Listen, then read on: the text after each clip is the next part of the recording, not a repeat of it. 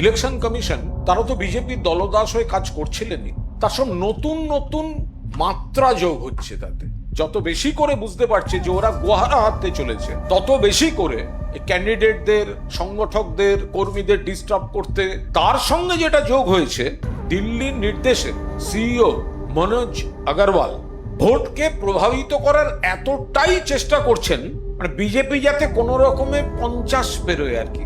যে নিয়ম অনুযায়ী মুখ্য নির্বাচন আধিকারিক যিনি, তিনি কেন্দ্রীয় পর্যবেক্ষকদের সঙ্গে সরাসরি বা ভার্চুয়াল কোনো বৈঠক করার কথাই নয়, কারণ তাদের নিরপেক্ষতা এবং স্বাতন্ত্র্য ক্ষুণ্ণ হতে পারে। কিন্তু বাংলায় দেখা যাচ্ছে সিইও এবং সুব্রত গুপ্ত প্রায় 10-12টি বৈঠক করে ফেলেছেন কেন্দ্রীয় পর্যবেক্ষকদের সঙ্গে।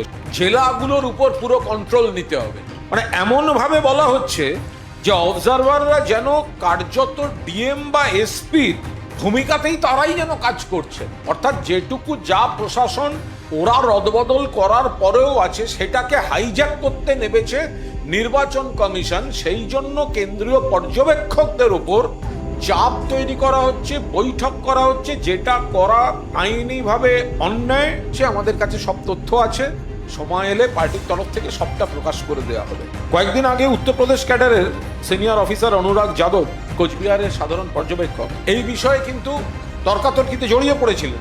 গতকাল হিমাচল প্রদেশের ক্যাডারের 204 ব্যাচের আর এক কর্মকর্তা সি পালরাসু, সাধারণ পর্যবেক্ষক, যিনি হিমাচলের প্রাক্তন সিইও ছিলেন, পর্যবেক্ষকদের গ্রুপে তিনি জানান যে সিইওর পর্যবেক্ষকদের সঙ্গে বৈঠক ডাকার বা নির্দেশ দেওয়ার কোনো অধিকার নেই, কারণ তারা নির্বাচন কমিশন দ্বারা নিয়োজিত।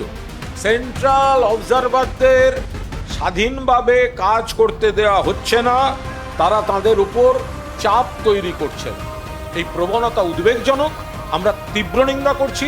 কেন্দ্রীয় পর্যবেক্ষকদের কাছ থেকে আমরা নিরপেক্ষতা আশা করি। পুরোদস্তুর বিজেপি ক্যাডারের মতো কাজ করার জন্য চাপ তৈরি করছেন মনোজ আগরওয়াল, আমরা এর তীব্র বিরোধিতা করছি।